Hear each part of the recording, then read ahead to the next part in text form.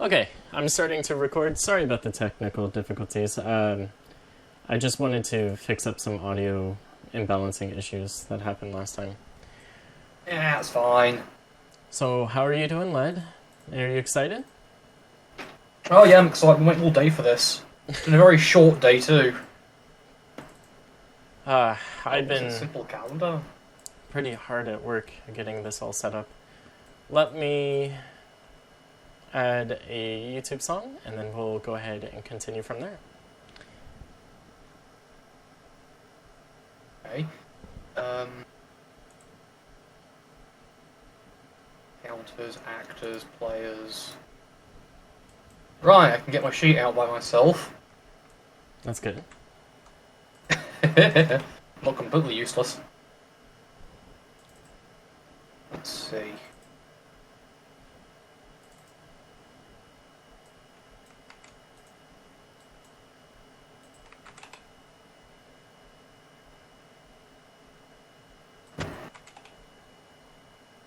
Okay.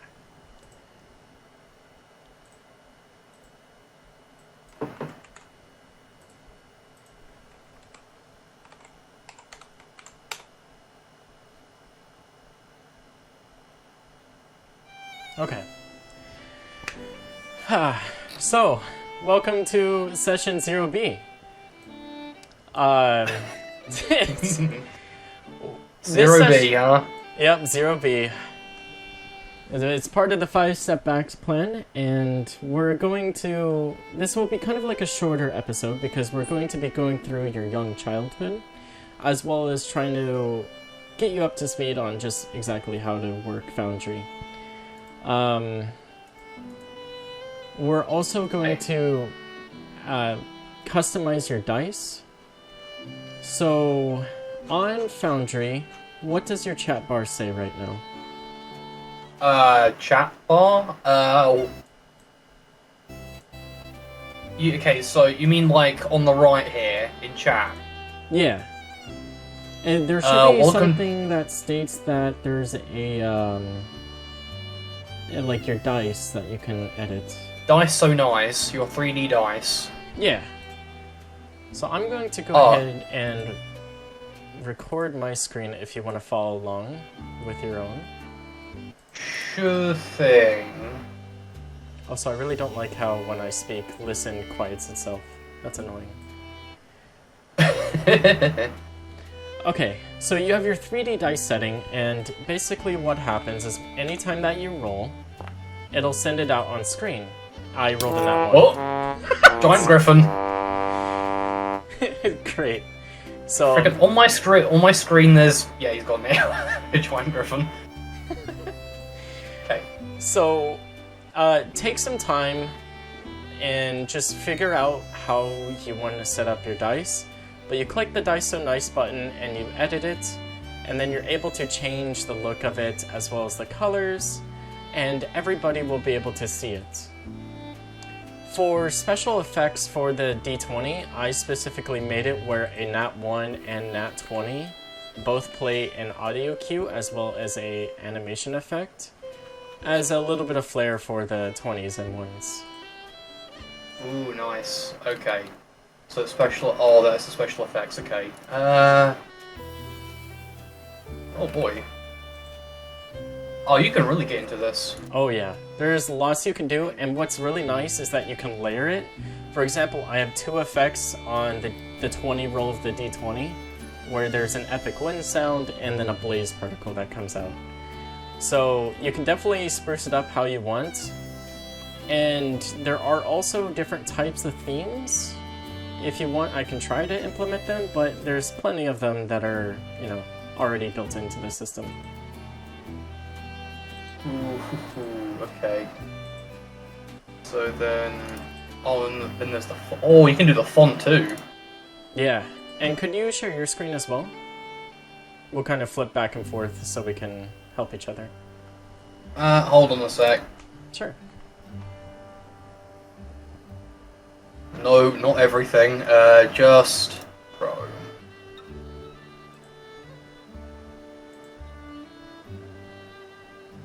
Yep, okay. Yeah, you able to see everything?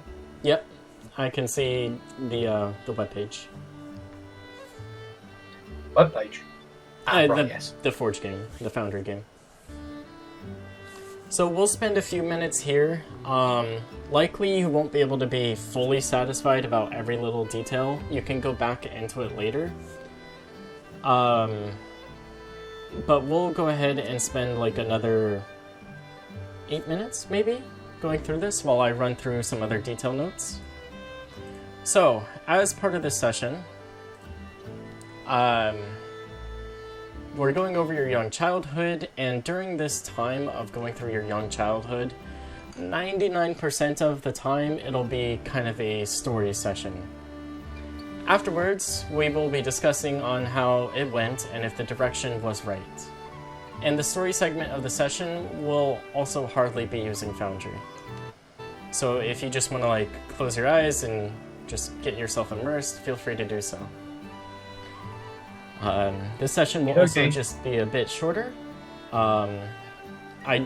Because we're going to be missing the next session, which will be on the 31st due to me moving, I'm trying to keep this one more contained. Yeah, that's fair enough. And then after, in our next session, we're going to go ahead and get together and this time actually properly play and go through your teenager life as well as young adult life, as well as how you arrived to Batavia. Now, that's pretty nice dice. Nice lava texture. Yeah. Oh, I'm a bit of a dice nut. But I have no dice, so I know what looks good. Okay, I'm a beginner artist. I know what looks good. He says. Just make all the numbers wingdings and then just make it up on what it says. Yeah.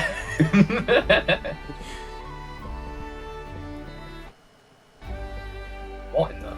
That is hard to read with black text. Yeah, I'm thinking. Okay, we change it out. Is there any way for me to fix this stupid priority speak thing and listen? Like, it cuts out randomly and it's annoying as hell. Bingo.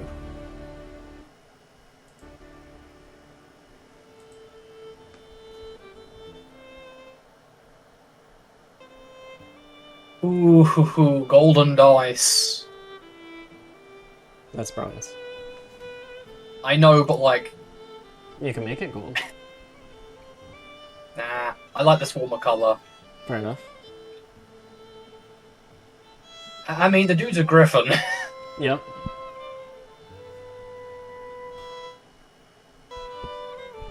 The outline colour.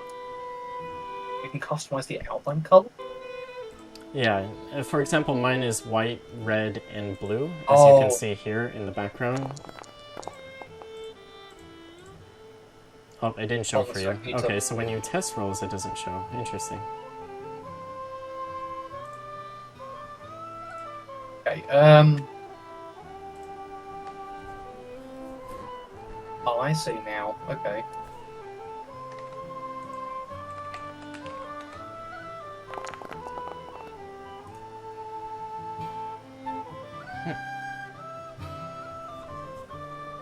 Ooh, the edge color. So if we did that. Ooh. That's pretty nice. Yeah, it is, isn't it? Gives a little bit of distinctness. Right, I'll go ahead and save that and then immediately go back. And then the top right, you see the little plus. Yep. On the very left-hand side, you get to select your dice type, like a d20. And then you can choose your results, like a 20 or 1. And then there's a good amount of unique effects for it. And you can stack them as well, so it's pretty nice.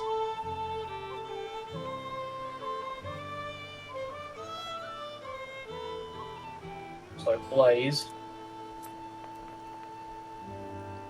So you'll only see that when it rolls a 20 on the 20. Fair enough.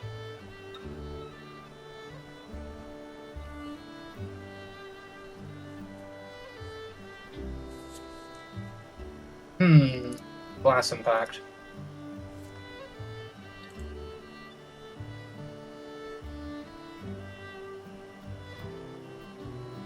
And then you can roll like 10 d20s, and then it'll like play out on the screen.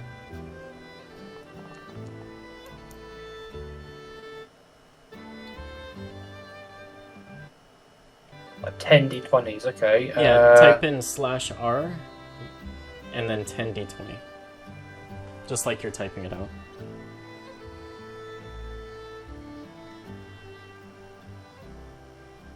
And you'll need a space between the R and the 10. There you go. I see a nat 1. Well, I was about to. I was about to, do that. So on a 1, we get. Womp womp womp. Glass impact. You know what? For the animation here, let's just do outline. Glass impact for the nat 1.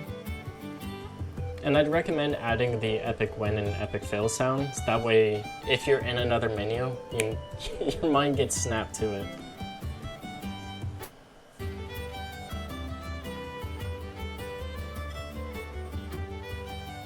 So that's 1D. Yeah, there you go. Yeah. Ah, you could just stack them. Okay. So go ahead and roll some more. One of these days you'll roll it. Oh my. Ah, okay.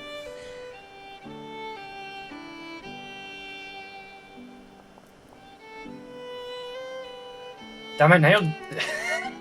Those dice do look really look what nice. you. Look what you've done to me, Bat. Man, that's a lot of d20s not to get a 20. Jesus. You're already past the threshold. Oof. What threshold? Well, I mean, like, if you roll a d20 die 20 times, you should be able to roll a 20 on one of those. Except you're well past that now. Okay, 10. Wow. No, not a single one of them. Jesus. Alright, go crazy. Let's do 30 d20. Something crazy. 21 of these things. Oh, there's one. Oh, 3. Nice. 3 of them. Finally! Oh my goodness. It only took, like, all of these. Okay, let's see. 10, 15, 20, 28, 20, 25, 35, 56 D20s to get 3 nat 20. Man, I can't wait for you to do combat. It's gonna be great. So, speaking of that, let's move on. So click your token and start dragging it. I know we've kind of explored this a little bit, but you see that? Hello! Your character does a little cute hop as you run around.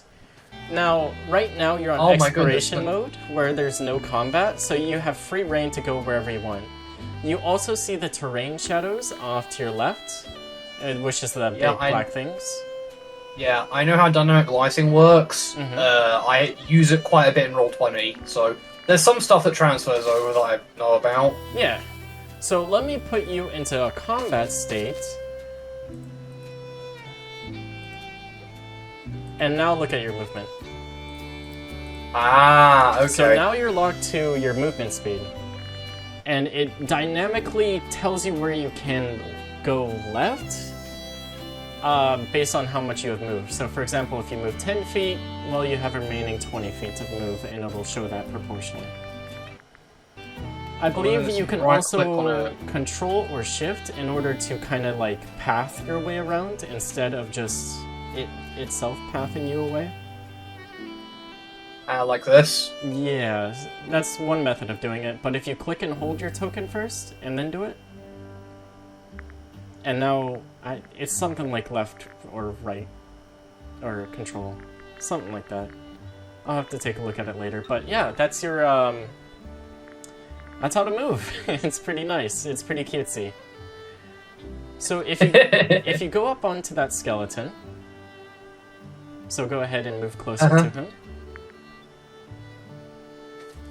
So, and I add the skeleton to combat. We now will begin combat. Now, I wish I had 2 screens. You see that it's a combat turn now, so try to move your character. So you're able to move it because it's your turn. However, if I flip to the next combat turn, it should lock you out of combat. Or yep, can't move him. So if I ever it's more likely that I will forget to switch the combat turn on why you can't move. If this ever happens, just let me know, and we can, you know, I can fix that. Now coming back to your turn, let's look at the animation. So go ahead and bring your character back close again. And now double click on your character's token to quickly open up your sheet. Yep. And then go over to your actions. I am in my actions. I see nothing. Nope, now I do. Now I do. Okay. And bring your little window that popped up off to the left, trying to get the skeleton and yourself in sight. Yeah, something like that. So go ahead and click on the greatsword. And if you look at the chat, it's going to ask you to attack and damage. Oh.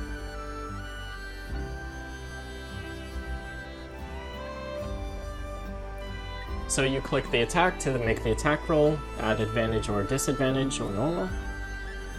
So go ahead and click normal. You rolled a 6. So you notice how no animation played out. Now click on damage. Right. Let's say you hit and it was a normal roll. Your damage comes out, and there's it raw. However, this combat system will be a little bit different. You can do it this way, but there's a little bit flashier way of doing it. I'm not sure why your screen is like not working some of the time. It won't like become a window. Switch tabs on the right. Like go to where? your spells or inventory. Just anything else, and then go back. Like this? No, I meant go back to your actions tab. There we go. I think it's just because it's a little too squished left and right. So at the bottom right of that window, you see the little 3 bars at the very bottom right of that window. Very, very bottom. Okay. Here? No, down, all the way down. Like completely down. Over here? All the way down. Yeah. So 3 little bars right at the edge of that window is allowing you to resize it. Oh my goodness. Yeah, it's that tiny. is tiny. I think it's just basically wanting you to, you know, extend it width-wise. So give it a little bit more width, and I don't know if you'll run into that problem again. I think it's just being a little touchy. You can play with it later. It's unfortunate that that's happening too, but for now, this is how the combat system works. So click on the target that you want to attack, such as the skeleton in front of you. Yeah, clicked. Okay, now click on Greatsword. And attack. And normal. A 7. Okay. And a 12. Move your screen to the right some. Sorry, I meant the, the window for your character sheet. You mean this? Move Yeah. to the right? Yeah, move it right a little bit so you see that. Okay. Let me... Session 0B, everyone. Right, yeah. Why aren't you able to select that token?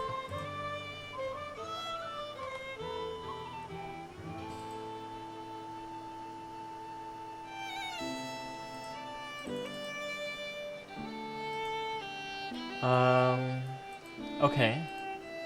We can try it a different way. So, in the little top right above the chat area, to the right of, or to the left of the skull icon, there's little swords. Click on that. And maybe click on the skeleton from there. Yeah, click on that. Still not letting you select. What the heck? It worked yesterday because I had Epsilon and I tested out beforehand, so I knew what I was talking about. Apparently I still don't. Shoot. Okay. A second. Oh, my bad. It's a different button for you guys. Okay. I know what it is now. So at the left-hand side toolbar, right now you are on the token selector, which is the person icon, and then there's box all the way at the top left. What box? So from your screen all the way left, there's the toolbar that's on the very left-hand side of the screen. Left-hand side Game of the settings? screen? No, way left-hand side of the screen. Yeah. Over here. So right now you're selected by the orange little outline on the select tokens. You see the little bullseye right below it, which is above the ruler. That's your select target, so go ahead and click that. And then click. There we go. Okay. Now click Great Sword. Okay, now click Great Sword. And now click Attack and watch your character. 11. There you go. So that's how the animations work. Sorry for taking a little bit. It worked yesterday, just like normal, but I guess when you're... Hold on a sec. Now I'm curious. Yeah, try it. Everything's set up. So no matter what you use, it's all set up. Whack. 24. And ooh, nice. Yeah. So basically everything that you have, such as the javelin as well, it should be set up with an automation. Now there are some things that, you know, don't have an animation. You saw a little spear poke that happened. It was very tiny. Yeah. But to give you a brief overview of how the automated animations work, which you can play around later on customizing it, open up your character sheet. And then try to fix your actions again. We need to see we need to see the greatsword. Yep. Okay. So click on the wrench on the top left, I think. Let's see. How do you guys edit it? Okay. That was not it. There should be a little setting. Oh, I right-clicked and now it says edit. Yeah, there we go. So go ahead and click edit.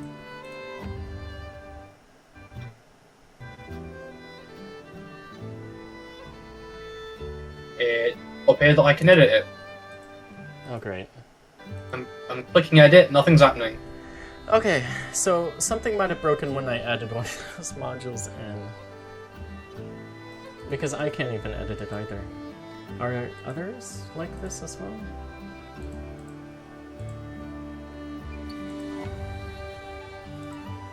Yeah. Oh, fuck. Okay, well something broke that I gotta fix.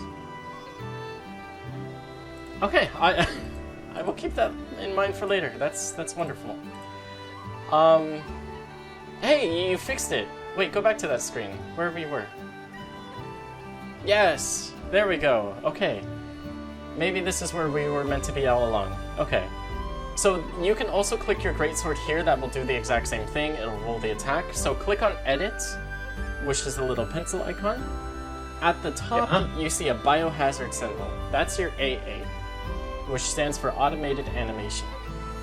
If you ever did want to customize your item, you can click the check mark next to the customized item to toggle it on, and then you can fuck around with everything in there, and there's over 500 animations, and you could be in here for a very long time doing very, very extravagant stuff and sequencing and adding macros and adding sound to things.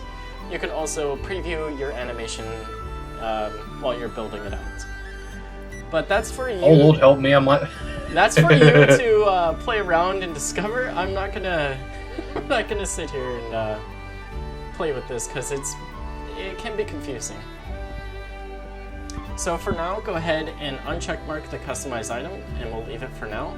But if you look at the top there, it's global automatic recognition menu. If a item is named Greatsword or something like that, it'll pick it up automatically and play the Greatsword animation. However, let's say you had a thing that was like the Anvil of Justice, right? And it was a Greatsword or a Maul.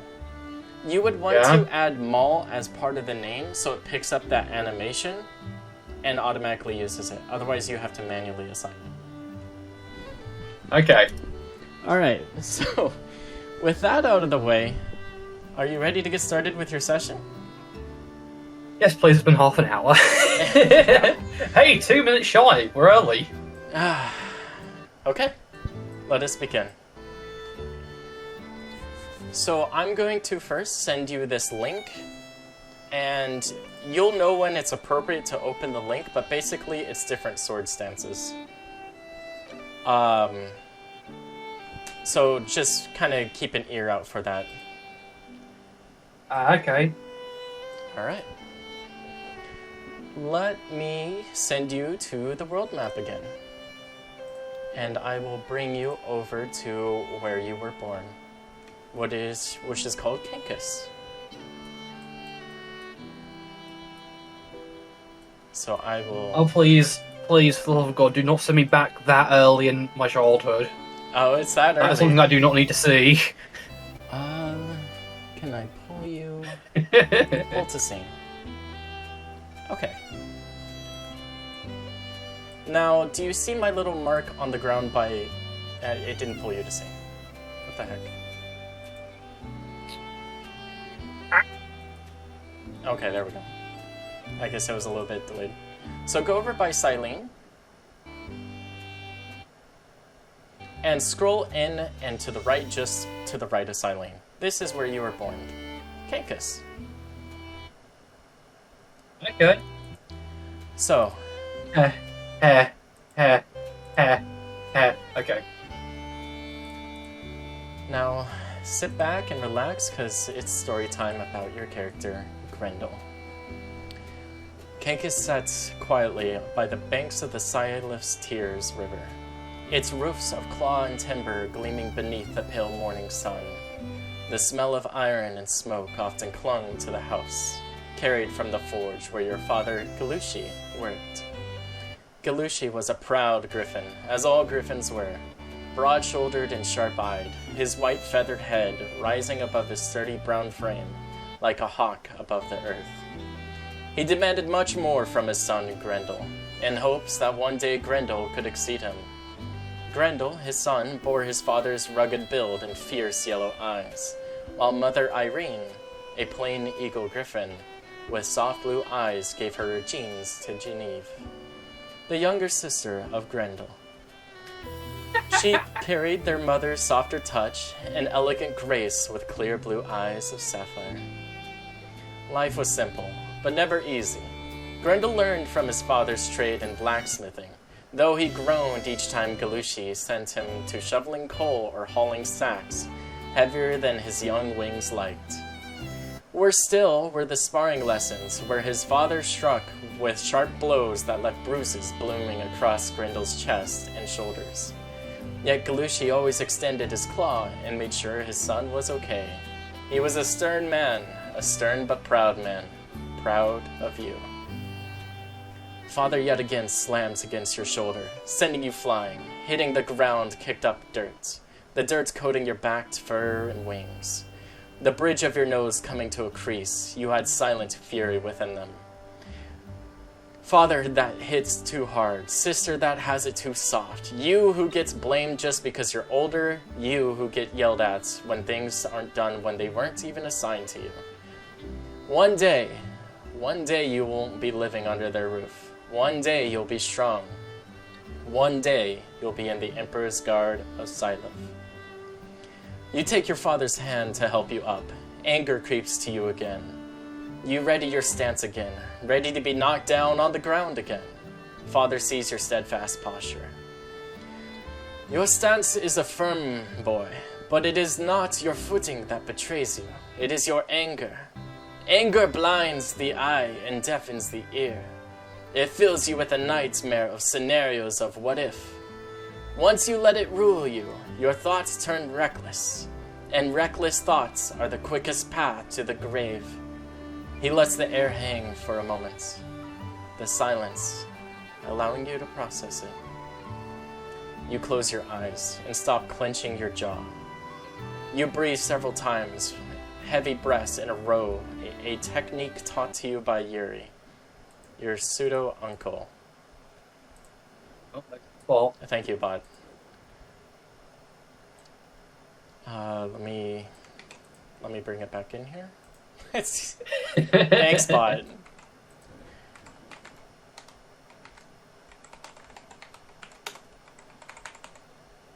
Man, I was enjoying that. Yeah, no, good wordplay so far. As a writer, I can approve. Thank you. You close your eyes and stop clenching your jaw. You breathe several heavy breaths in a row, a technique taught to you by Yuri, your pseudo-uncle. You feel the hot air pass through your nose, leaving condensation at the tips of your nose. Your shoulders sink. Good, son. A leveled head will keep your path clear ahead.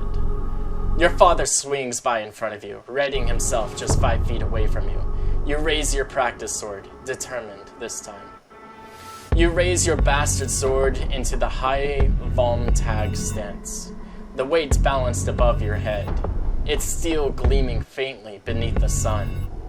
You remembered all the times your father had beaten you into the ground, bruises, welts, the ringing in your skull. But those lessons were carved into you now, shaping your stance. At only 11, you stood like a seasoned fighter, shoulders squared, left foot forward, arms bent with just enough spring to meet the blow. Galushi surged forth, his longsword sang through the air as you drew a sharp breath, stepping into him rather than away. The ground shifted under your weight, dirt scattering as your bastard sword came sweeping down, striking his blade aside. The clash rang like a struck anvil, sparks and grit exploding between you. Your wrist turned, flowing into off stance. The point leveled high, your shoulders twisting with sudden speed as you thrust. The blade kissed his right shoulder, shallow but true. He grimaced, putting his arm behind his back. But a soldier does not relent, does not yield, will never stop until all is given. He came on with renewed fury. Let me turn that down. He came on with renewed fury, his longsword cutting down in an X formation. Each stroke heavy enough to shear bark from a tree. You spring back, claws digging trenches in the dirt as his blade carved only air. Breathe, you reminded yourself, as his voice always drilled into you. Your chest rose, filling with calm, controlled air. Your father, however, doesn't let you compose yourself. He pressed again. Galushi's eyes hardened, his strikes ceaseless. Dust swirled around your legs as he hammered blow after blow. You slid into prow stance, blade close to your belly, feet rooted in the earth. His attack slammed you into the ground, each impact rattling through your arms. The dirt beneath your claws gave, small stones grinding as you absorbed the force. The longer it went on, the more your bones quaked. Then came the moment. Years of training, it clicked. In one fluid moment, one strike you allowed, your blade sliding down his, chambering him. Locking his cut with the wings of your crossguard, the steel shrieked as it skidded mere inches from your beak. You stepped into him, the smell of his sweat sharp, the ground beneath you grinding under your weight as you thrust, clean, direct, right into his chest. The point stopped just short of piercing, though, but the strike landed. You had tagged him. And in that moment, the training yard fell silent, save for your heaving breaths and the lazy drift of dust motes still hanging in the air. Your father stands across from him. You see it this time. That is him who is breathing to calm himself down. Your father's head rises, meeting his gaze, his fierce yellow eyes looking directly into yours. You meet his eyes and do not back down. Your father steps back, unchambering his swords. He lies it to his side. He gives a hearty laugh. Well done, boy. Well done. That was some damn fine, excellent swordsmanship. You've certainly taken lessons to heart. Always remember them stances. Stances are trailed, well documented, and proven. So you have unlocked 3 stances for your character. I will go ahead and copy and paste them to you, and I'm also going to read them to you. Yay. So you unlocked bonus action stance fighting technique, high vom tag stance, a battle ready stance that adds 1 AC. Unlocked bonus action stance, Ox stance. With 2-handed swords with the heavy property, you gain an extra 5 feet of attack at the cost of losing half damage. Unlocked reaction plow stance. When an opponent matches your AC, you chamber the opponent. If the opponent is wielding or using something that resembles a sword, you repost them for half damage, ignoring all damage yourself. You may only have 1 stance active at a time. Uncle Yuri comes around, getting off duty from his guard patrol. Hey, Grendel, that was some damn fine swordsmanship. You beam, allowing some excitement to get to you. Uncle Yuri, your pseudo-uncle, was really just your father's best friend that has been with him since they were kids. He was one of the few that taught you without all the bruises, teaching you to breathe during combat. Your father clasps you on the back, proudly, grabbing and shaking your shoulder with firmness. Good job, son. Let's head on inside. I think I can smell meat cooking. Yuri, you want to join us for dinner?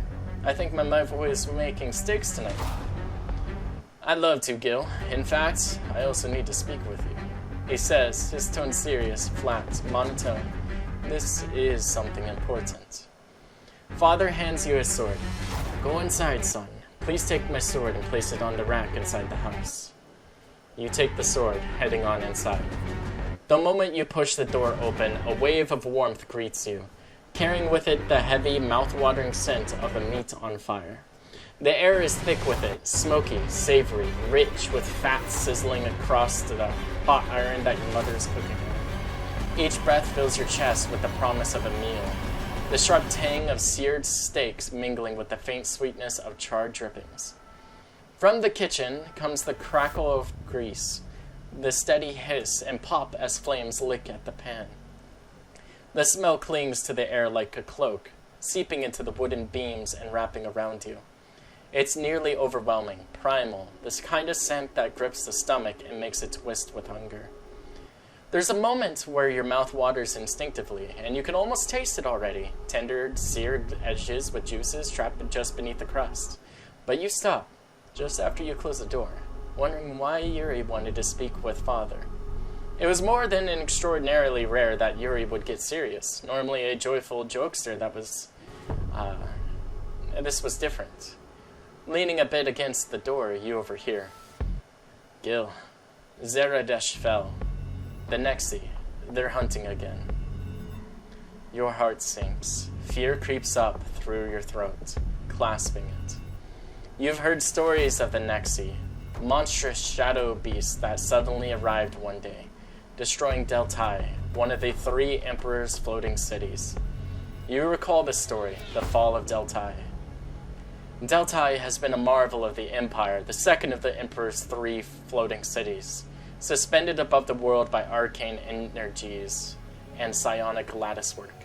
Its spires of silver-white stone gleamed in the clouds, a jewel that drifted across the skies, a promise of the Empire's unyielding might. Merchants called it the Skyheart. Nobles named it the Throne Above the Winds. For generations, it had been untouched by the siege of war, until the Nexi came. Now let me switch songs here.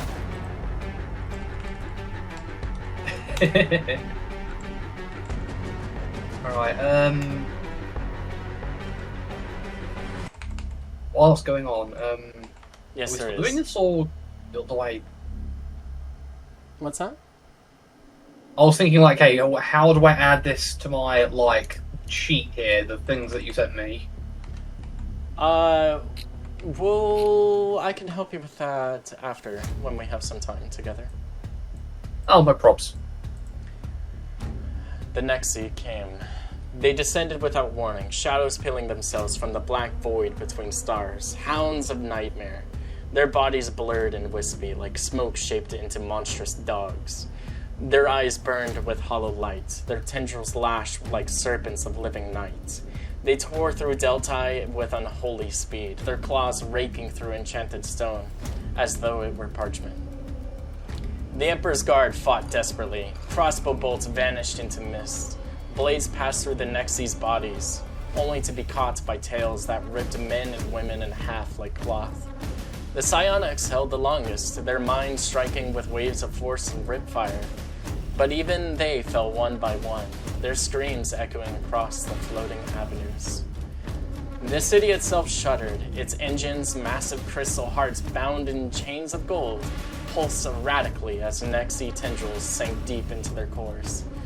The enchantments faltered, the lattice creaked, and Deltai groaned like a dying beast.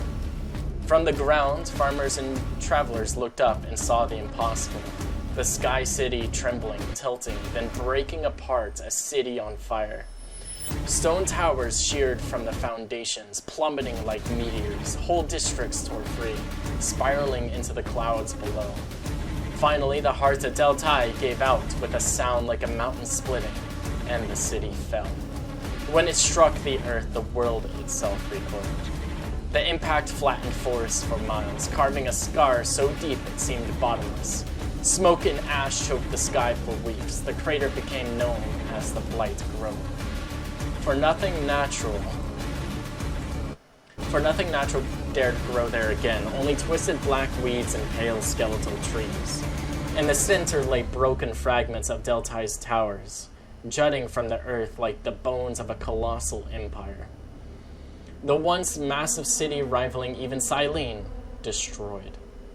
Survivors said they could still hear the Nexi howls at night, echoing from the depths of the crater. Some swore the beast still prowled there, guarding what remained of the city they had once slaughtered.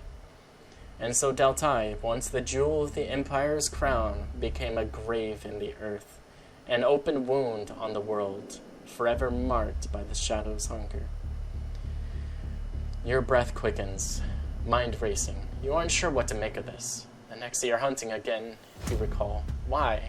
Why are they coming out again? Time and time again, the Nexi will strike, obliterating cities, leaving the land tainted. It wasn't long after the Nexi attacked that obelisks appeared, obelisks that completely prevent the Nexi from advancing. You think the Emperor for it, but there wasn't many of them. However, the town of Kinkus didn't have any such obelisks. You navigate around the house, heading to Father's workshop room. You open the door to it. You see around you various tinker benches, ones you aren't too familiar with. Blackboards line the walls, resting armaments that Father sells. That was how your family made any kind of money. Father worked long, hard hours trying to desperately keep the family afloat. Blacksmithing, when not one of the Emperor's or Queen's crafters, wasn't a profitable trade. Your father made fine steel, but for the elite, it wasn't enough. You wonder what type of craftsmanship they had and used. You heard of magic before, of course. Were their blades made of magic? Probably, you thought. Placing the two swords on the rack, you head back inside to see Yuri and Gil come inside. You see that there's a heavy tone of trouble amidst the air. During the night, you hear Father yelling with Mother in arguments. Not one aimed directly at each other, but of frustration. You overhear, "We can't go pack up! We have no money, nowhere to go. It'll take more than just a week just to pack up the forge itself, let alone everything else, and then move it out in the open with all that weight is suicide. We'll have to just sell it. Nobody is going to purchase these things while the Nexi are hunting. It takes too long. Then we'll just take a contract. We are not becoming indentured servants." You turn in your straw bed, clamping one of the pillows down over your head. Trying to tune them out, the door to your room opens. A crying young Genevieve stands at the door. "Can I come in?" She cries out, sniffling, wiping away the snot from her face. Yeah, come on in, you reply, moving over to the edge of the bed. She climbs in with you. You console her that everything will be alright, giving her the one pillow to use to block out the sound of your parents. There wasn't much sleep to be had that night. A few days passed. Tensions were high. Fear loomed above everyone. Guard patrols were tripled. Reserves brought out. Double shift for everyone. The town hung in silence. A mandate came from Silene that help is on the way, that to make sure everything is closed up tight, and no light shines once the sun sets. Each night, people barely rested. Everyone heard the news. Everyone knows what it means. A lot of people couldn't afford to move. Living in one of the most protected cities was expensive and highly sought after by everyone. Not only was it expensive, but there just also wasn't any room left. Long waiting queues formed, an initiative by Nissel the Nothing that scheduled people in when one family dies, there's another that can move in. It doesn't help with the cost, and all the while, people die out here. There simply wasn't enough obelisks to go around.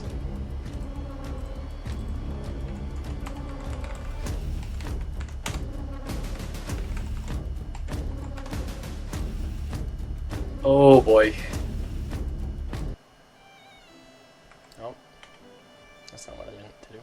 The application did not respond. Thank you. Oh boy, things aren't going well. Things not going well. Correct. It was early morning. Galushi didn't even start his forge this day. He asked that you accompanied him with his trip to sell weapons in Silene. You complied and loaded up the carts. Thankfully, living by Silene was nice. A short venture, some troops did actually eventually come to help protect the town. Despite this, no one seemed any happier. Your mother was optimistic, though. You traveled to Silene, a massive presence ever present in the west, seen far and wide in the world. Above you, suspended from the hand of the Emperor, floats an entire world onto itself. Mountains crown its back, their snowy peaks catching the sun like shards of crystal. Waterfalls spill down from unseen springs, vanishing into mist before they ever touch the ground. Vast lakes glimmer like mirrors in the sky, their surfaces broken only by the shapes of bridges and gleaming towers that stretch heavenward as though daring to pierce the firmament. Around its edge coils a wall of white snow, so tall it dwarfs the spires of mortal cities below. Yet from this distance it looks delicate, like a band of ivory circling paradise. Great skydocks jut from the lower levels, their platforms large enough to cradle the Commonwealth of Menelidil's galleons and Silene's sky lanterns, each tethered by chains that glint like silver threads. Airships rise and fall in steady rhythm. The biosphere of Silene is alive with color. Forests ripple in shades of emerald and gold. Meadows roll in endless bloom, and flocks of birds cut across the sky with the freedom of creatures who have never known the ground. Somewhere beyond, smoke rises from chimneys, thin and peaceful, carrying the faintest promise of bread and hearth. As a child, you had seen it, and thought it was a dream. Now older, you understand what you are witnessing. Not merely a city, but the pinnacle of the Empire's power. A living testament to its psionic might, carved from ambition and bound by sorcery so vast that even the mountains themselves bend to its will. Silene is not a city. Silene is a world above the world. As you crest the final rise, the world opens before you. Your gaze is dragged downwards. Stretching across the horizon is a line of people that seem endless. A great creature and griffin tide, moving like ants across the plain. Wagons creak, wheels snapping on stones. Mothers clutch their children tightly, and the old limp forward, bent and broken. The strong drag carts heavy with what little they could save. City after city has emptied, their citizens spilling into the roads, like rivers trying to escape a flood. The air hums with despair, arguments, sobs, and prayers whispered into the dust. Your father groans under his breath. At this pace, you won't reach the gates before nightfall, and both of you know what hunts at night. His talons flex against the hilt of his blade. He can't afford delay. None of you can. Yet even as the danger presses from behind, another peril awaits above. Along the underbelly of Silene, beneath its sweeping black shadow, the land crawls with makeshift camps, refugees, squatting beneath the hovering city. Tents from whatever they could salvage, fires flicker dimly, more smoke than flame, and the air stinks of sweat, rot, and hopelessness. From a distance, they look like vermin clinging to the undercarriage of a god. You know the truth. It is forbidden to camp beneath the floating city. Soon enough, Silacre's guards will descend, shields polished like mirrors. They'll tear down the tents, drag families from the dirt, and offer the choice every desperate soul dreads: their life rotting in prison or years of indentured service to the Empire. The punishments of disobeying the law of the Empire are severe, but there was always the indentured servitude deal that was always less on paper. You swallow hard. Silene might be paradise above, but beneath its shadow, all that thrives is fear. An hour passes. Father groans again in despair. Guards were patrolling the line, making sure everything is orderly. Your father raises his talon, calling out to one of them. I'm a merchant, here to sell weapons. I need to move past this line.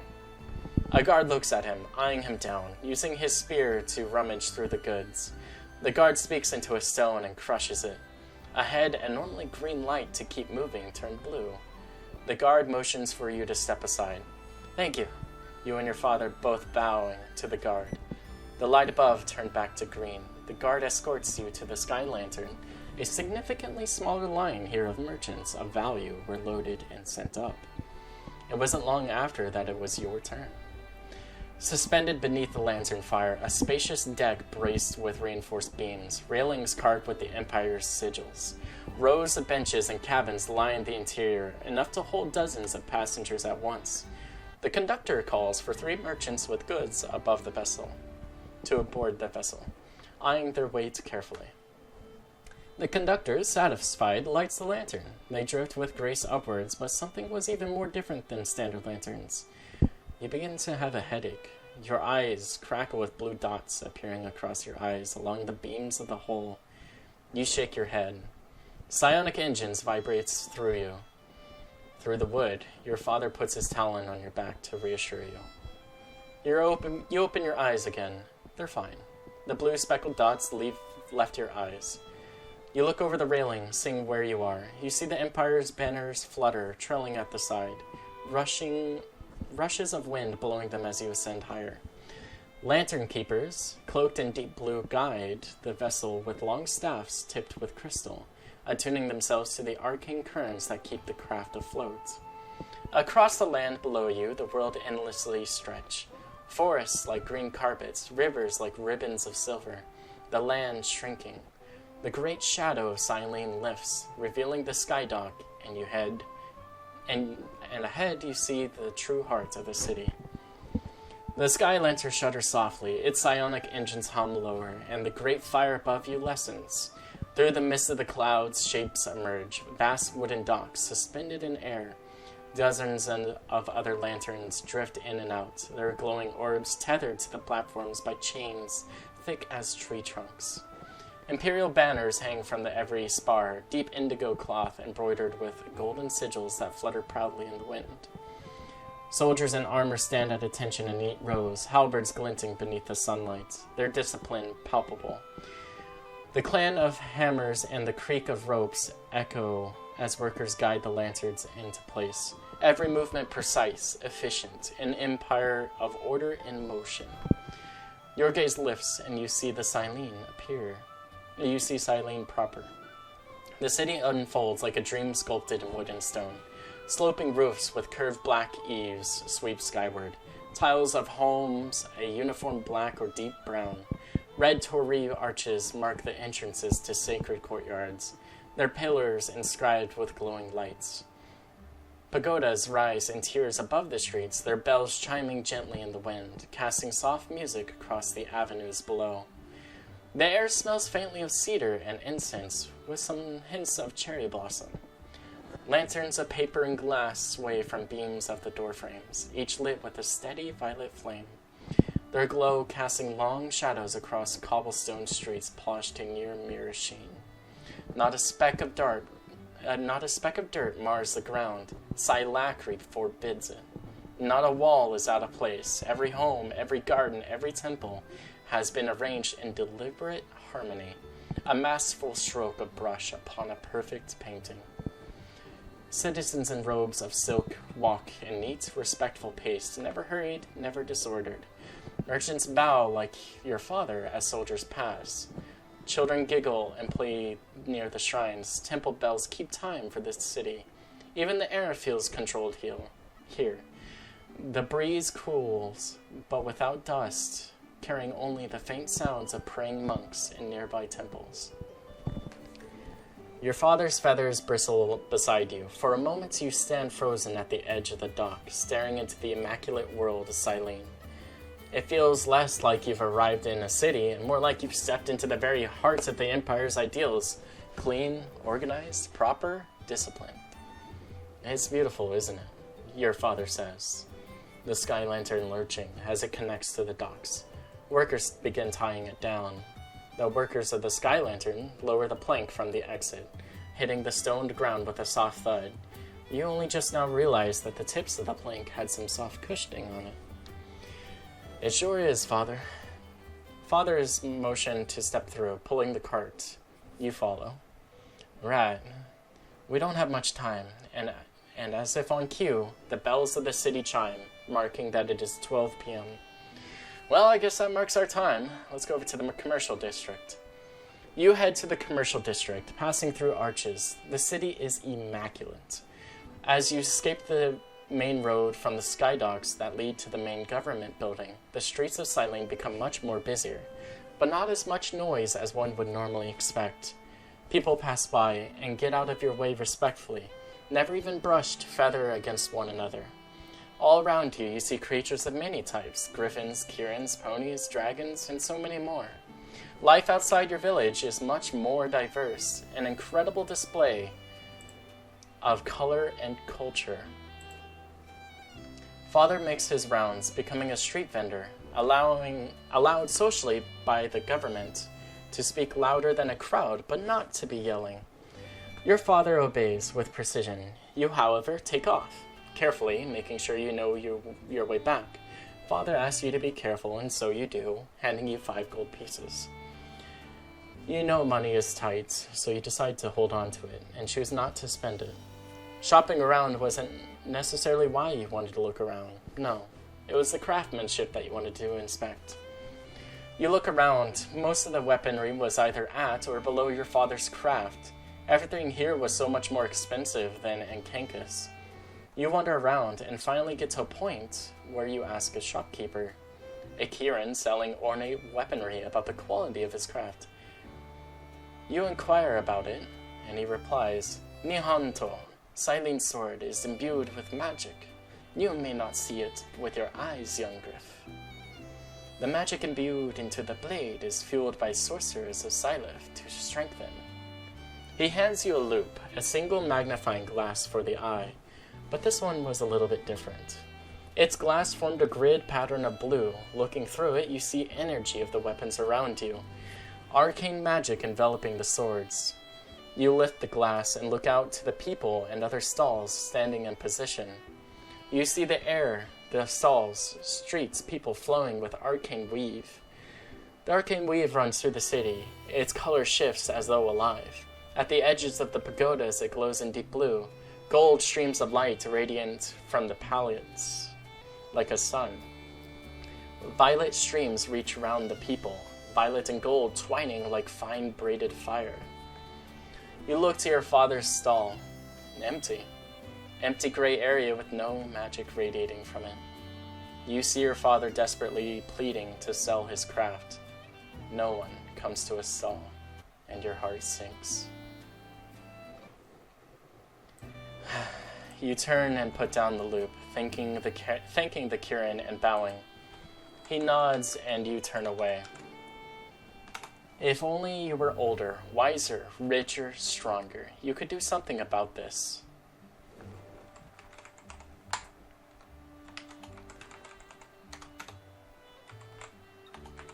skipping to next song. Do you mind if I refill my drink real quick? Yeah.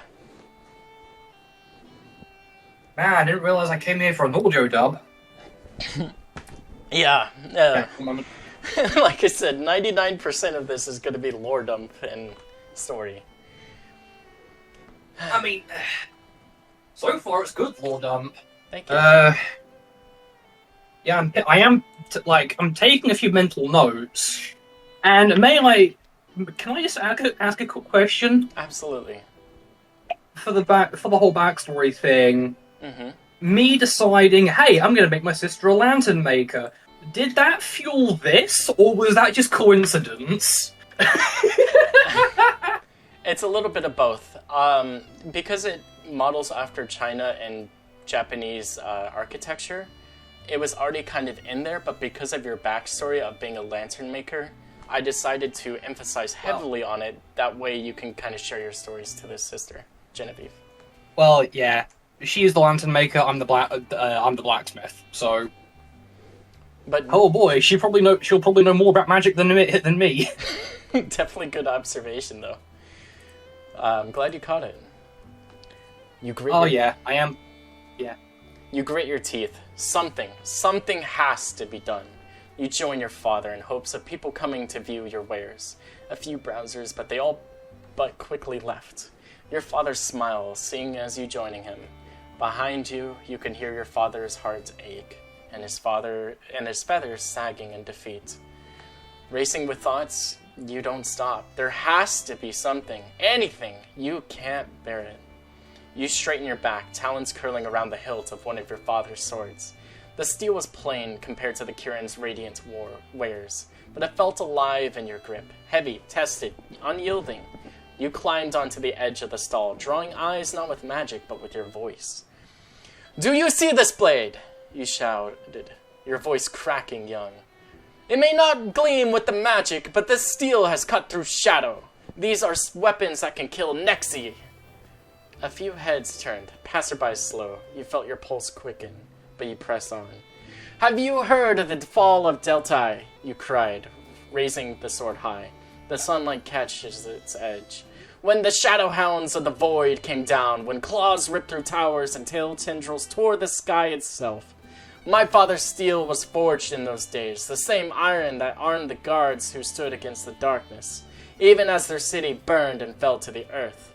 You swung the blade downward, striking sparks against the cart's iron linings. "It isn't just a blade, it's a page of proven history."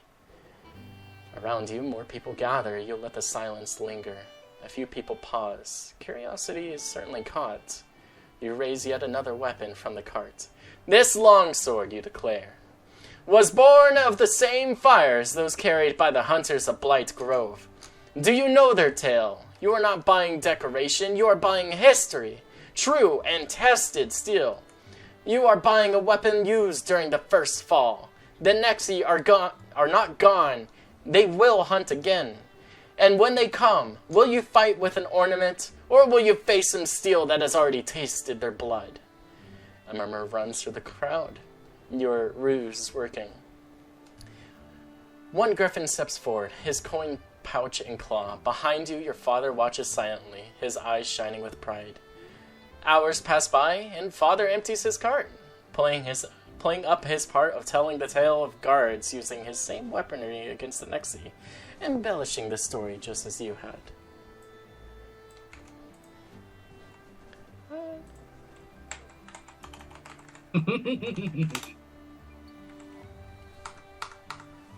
Yet again, switching songs. I wish there was a better way of doing this.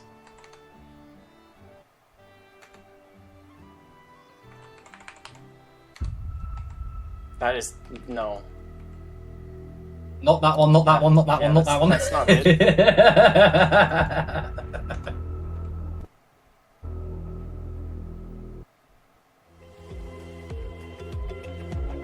Is this an ad? It was! And it's the same song, Kronos. Okay, there we go. Goodness. Okay. Your father slaps your back with massive approval. You and him smile brightly and beam at each other, talking about the scene that was caused. The day rolls into late afternoon. Chimes play at 5 p.m. Your father takes you to get a nice exotic for your meal. Sushi. The first bite is strange. Before it is wonderful. The cool, soft rice, each grain pressed lightly together. The fish touches your palate, its silken, delicate, tender meat melting inside your mouth before you can even chew. It isn't heavy, not greasy like regular meat, but clean, fresh, and the fine taste of the ocean of the golden twilight expanse rolling across your tongue. The soy saltiness drifts in, cool seaweed wrapping it all together. You chew slowly. It is unlike anything you've ever tasted before. Subtle, layered. A food that lifts you with the brightness, tasting the sea itself in its purest of forms. The second bite doesn't surprise you as much. Instead, it confirms that you already know this is not merely food, it is craft. Your father raises his own sushi to his mouth. He makes a small comment. You know, son, my father, you know why he called me Gil Sushi? Well, it's because he likes fish and he likes sushi. So my name is Galushi. He kind of snickers at it. Here, try some of this. And he puts a pungent green paste onto your plate. Wasabi. Uh-oh. You dip the roll lightly, thinking the pale green paste is nothing more than another garnish. The moment it touches your tongue, the flavor explodes. Not the clean brightness of the rice, not the gentleness fresh of the fish, but a burn. It doesn't spread like chili or pepper, it punches. A sharp medicinal heat slams into your nose, racing up your sinuses like a spear of fire and mince ground into one. The delicate sweet taste of the sushi vanishes under the salt. The sweet rice turns sour. The fish is lost beneath the stinging bitterness. It's as though someone took something pure and drowned it in harsh death. Your eyes water instantly, your throat tightens, and for a moment, you're not eating, you're surviving. You cough. Your father wallows in laughter. You desperately trying to swallow, but those wasabi lingers in the back of your mouth, leaving a raw, almost metallic aftertaste. Whatever careful harmony the sushi was meant to offer has been shattered, ruined by the burning green smear of shit. You throw down the tainted sushi roll, setting the chopstick down to catch your breath. You know, never again. You drink down the tea, extinguishing the flame in your nostrils and mouth, enjoying the taste of sushi in its purest of form once again. As you two finish your meal, Father pats you on the back. I have one last surprise for you, my son. I want you to join the Junior Emperor's Guard. You beam with pride, excited about the prospect of training with real heroes. Seeing and training with them, learning their technique, your father and you head up the steps of the palace, its massive steps climbing towards the mountain that is the palace. Arriving, you and your father enter through the main door, the floor made of exquisite marble, gold trimmings around the dark cherry blossom furniture, stained with color. The people here are dressed in perfect suits, hair slicked with oil. Your father heads to one of the side gates, a gate labeled Academy. You and him are directed to one of the side windows that take care of the juniors. Ahead in her window is an old griffin with intricate and beautiful jewelry, absolutely covered in jewelry everywhere. Her eyes are sharp as knives, her tone of voice not offering any sense of care or sweetness for being a junior position. Your father and you take up to the window. Hello, I am Galushi, and here is my son Grendel. I would like to sign him up for being a Junior Emperor's Guard. Immediately, with dryness and raspy crankiness in her voice, does the boy possess psionic abilities? Huh? Your father's ears flinch backwards, confused. Does the boy possess psionic abilities? No? Next! Wait, hold on just a minute. This was never a requirement before. He pulls out an old piece of paper. It is crumbled with many creases. He unfurls and slams it on the window. The old hag sighs. You see the date? Pointing with her shaking finger to the date. You're out of date nearly by a year. But Silacri has a new edict in place that we must follow. Any guardsmen of the three rulers must have psionic capabilities. If your boy does not have any, then there is nothing we can do. Is there a test that he can take now? Maybe they're latent? No, this isn't magic. This is psionics. We don't have any psionic testers. Please. Your father cries out, desperate. This was his one saving grace he had, at least to get you out of the town quickly. Next! She cries out again. Your father's shoulders slump. Come on, son. Let's go. Things were pretty silent between you two, only making half remarks that she was a hack. You retorted that she has a job to do and laws to obey to. Your father accepts this answer, but isn't too happy about it. It was a long journey home. Your wings and legs sore from walking and flying all day. Thankfully, your training toughened you up. Many would have faltered by now for the rest. The words clung to him as they returned home, empty-handed, but not all was lost. You made quite a profit from Silene's overbloated prices, 150 gold pieces. Returning home, Mother Irene, Genevieve asked about your day. You remarked the adventures of the market and sushi that you had tasted. It was an easy night's sleep thanks to the exhausting day.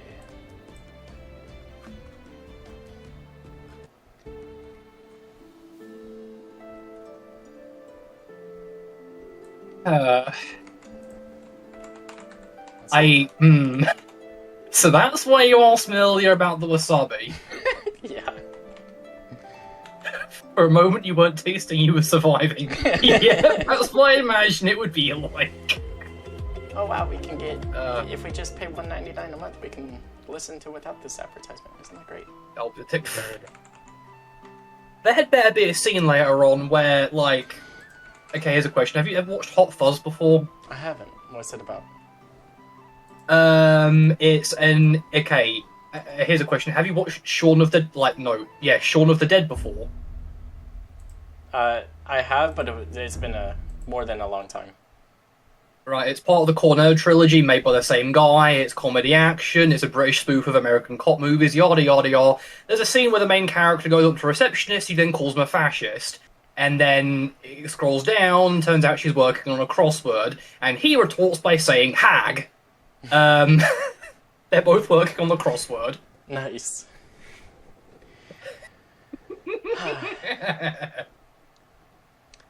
Through your long exhaustion self of a very long trip, it was an easy night to sleep thanks to the exhausting day. That night, Cancus burned. The Nexi descended without warning, wraith beasts of shadow and fame, their forms half formed, half forgotten, as though torn from the edges of nightmares. Screams filled the air, homes ignited in waves of orange flame, the smell of blood thick in the smoke. Grendel awoke to his father, shaking him violently, shouting above the roar of fire. His mother cried out, clawing at broken beams where Genevieve lay trapped. Quickly getting out of bed and ready, you move over to help your father push off the log that trapped Genevieve.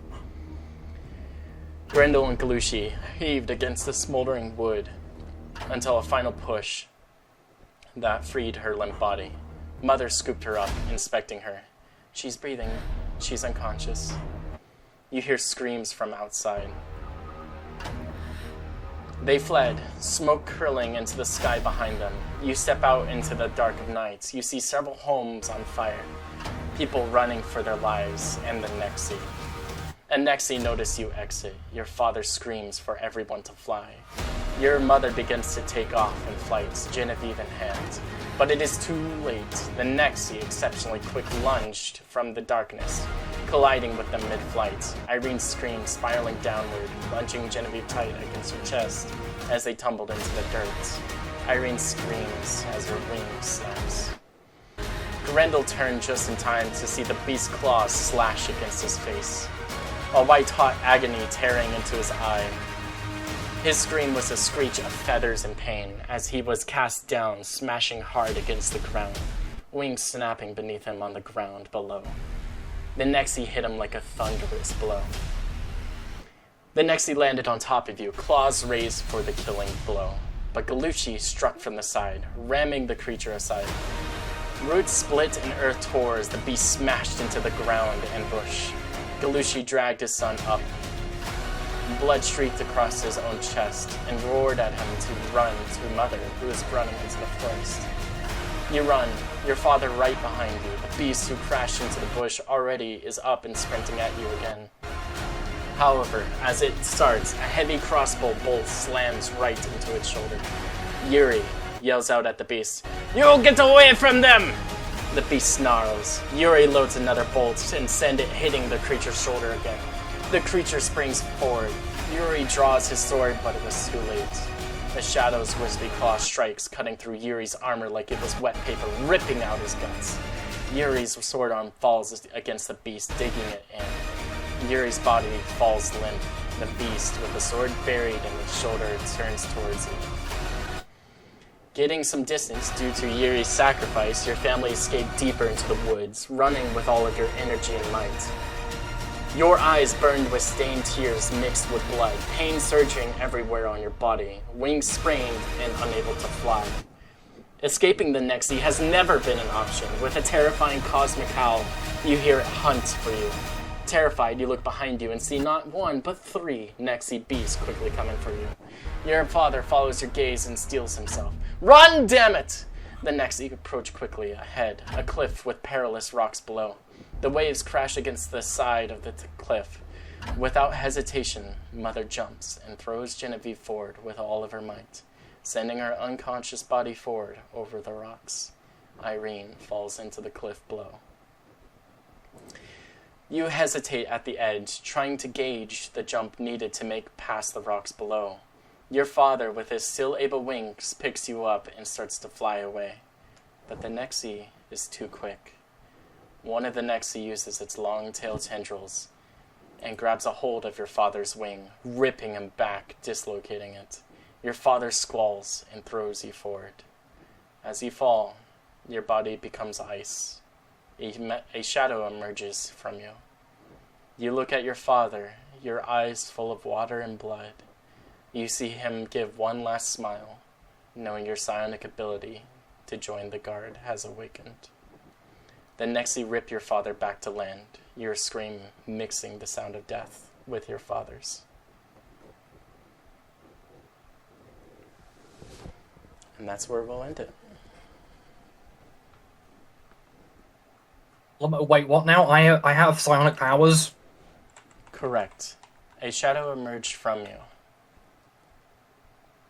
You aren't exactly sure what it is, which is something that we will explore in our next session together, as well as the aftermath of falling to the cliff below.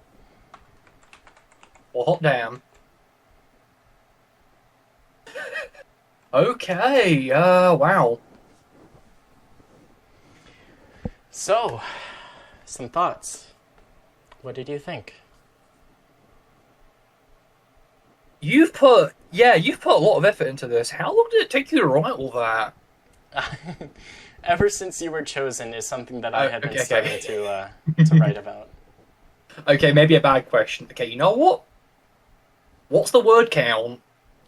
I can pull that up for you.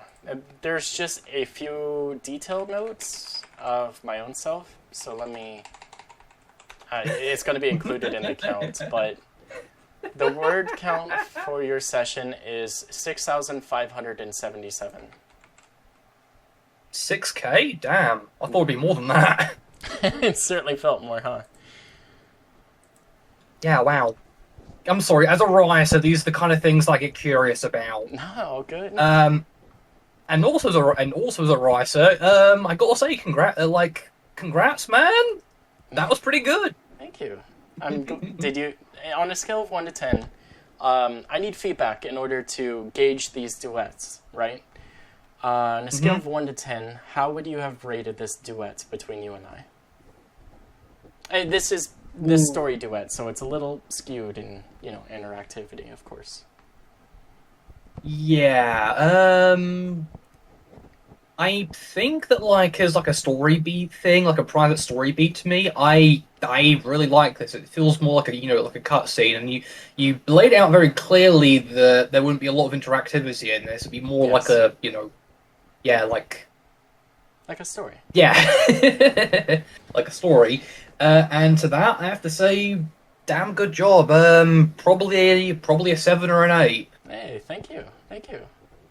I'm glad to have made you happy with this session. So, in Yeah. terms of the story itself, what were some of the things that you really liked about it? You did the world building great. You did the description of the towns and the cities great. I like the wordplay at points with Jean having her mother's genes. Mm-hmm. I I'll admit, things did kind of get lost after a minute when doing the sword fight scene, but you giving me that link to the sword fighting stances helped me keep up. Mm-hmm. And I was not expecting you to throw like that bonus action stuff at me too. Yep. That was a nice touch. Considering your father is a swordsmith, and of course all of Silene is guard members, as conscription is mandatory, he taught you a thing or two. And so, thanks to your backstory of establishing that, I gifted you it.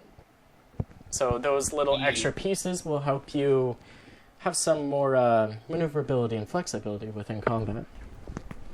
Yeah, thanks. Of course. Also, like, the father's name Gluco. Was it Galushi? Or was it Glucy? Glushi. Here, I'll... How do you spell that? I'll send it to you. But...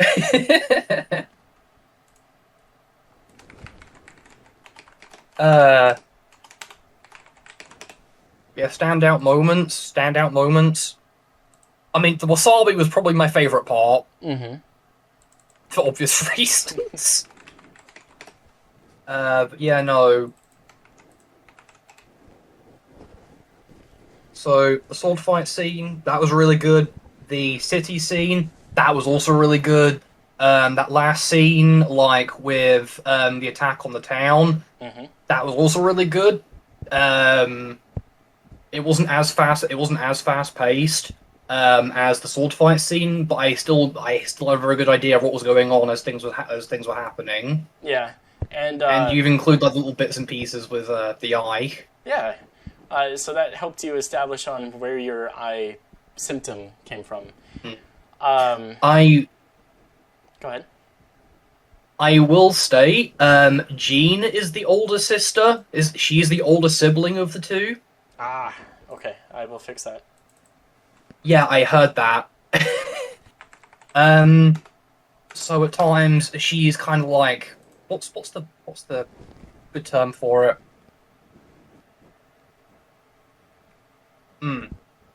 While she does inherit the kind of gentler nature, she is still a griffin, and she is still the daughter of a blacksmith who fights. So... Yeah, some story elements with her didn't come into play this time, which is what we'll be exploring even more so in your teen life. Fair enough, but I do want to establish that while she is not a fighter per se, she's far from helpless. Okay. She'll throw hands, that means protecting Grendel. Good to know. So... things were a little bit fast-paced, but that's just kind of like a story element than, a D&D element where, you kind of both go back and forth over the ideas that are presented. But yeah, I'm glad that you liked it. What are some things that you didn't like, if there were anything much? Things I didn't like.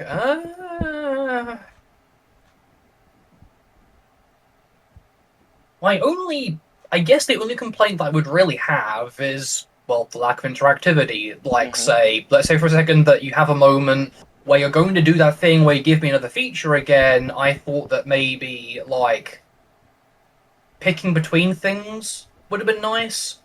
Like, is great. Like, even from an early childhood, is he more aggressive? Is he more defensive? What is he like? But you gave me all three, which I appreciate. Yeah. But like, you made it very clear that interactivity would be very limited, if not, not present at all. So I can't really complain on that front. Thank you. I'm glad that I drilled it home, because this is a very sensitive topic for a lot of D&D players, is doing these sorts of scenarios where it's just a story and not a RPG.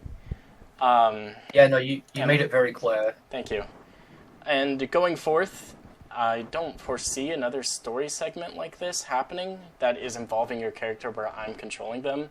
From here on out, it's going to be kind of like a regular duet session or a regular group party D&D session. So just so you're aware for next time that, it's going to be a normal type session.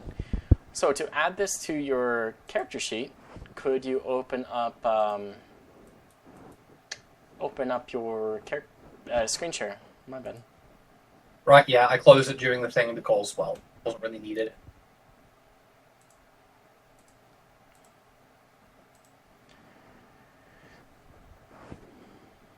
Okay, so on your right there will be a tab called Abilities or Features. Yeah, there they are. And at the bottom right there's a little plus icon of the window. Plus icon to like here? Yeah, so go ahead and click on that. And it will be a feature. And go ahead and, you could do it now. So go ahead and highlight the new item name and type it in as like Ox Stance or Hai Vong Tongue Stance. Yeah, hold on. I'll just, let's see. Stance.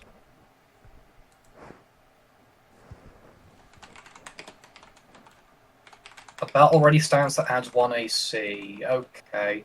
Description.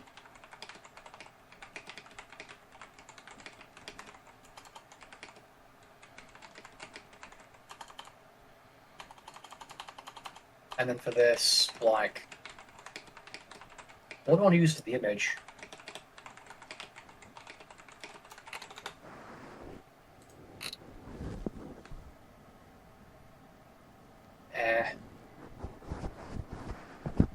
And from there, if you go back to edit it, which is the 3 little drop, don't worry about that. So click on the 3 and edit.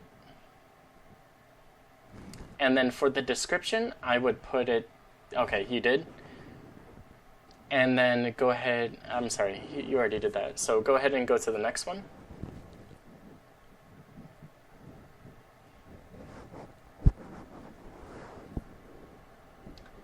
Something that I also need to mention is that these are all concentration required effects except for the prow stance, because that's a reaction. So maybe mark that as part of the description as well, as that it's concentration, because you need to maintain concentration in order to keep the effect going. Oh my goodness! An ability for martials that requires concentration. I never thought I would see the day. Right. Okay, so does this one require concentration? Yes. Stance? Both of the bonus action stance will need to be, yeah. Yeah, so requirements, bonus, action, concentration.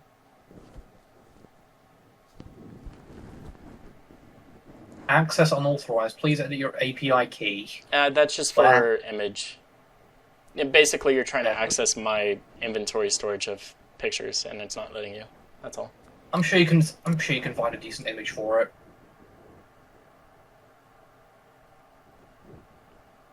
And plow stance.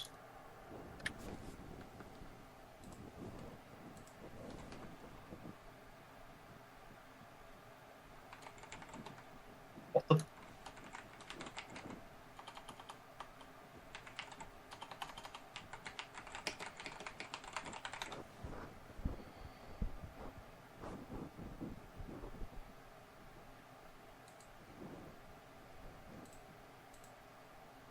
Building resembles sword. A ripper. A reposit. Oh my! I misspelled that as well.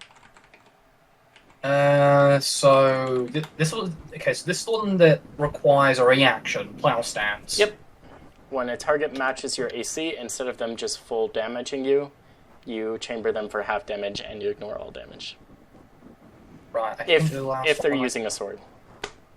Or anything resembling a sword. Climbing. For example, like a claw strike against you, it's an arm, right? So it's kind of like a sword. Fair enough. Battle ready stance that adds 1 AC. So high vom High bomb tag. is high vom tag. So that's the defensive option. Oxnans. At the cost of losing damage, so I guess it's more balanced if I go for it. And plow stance is more defensive. Mm-hmm. Lovely. Okay.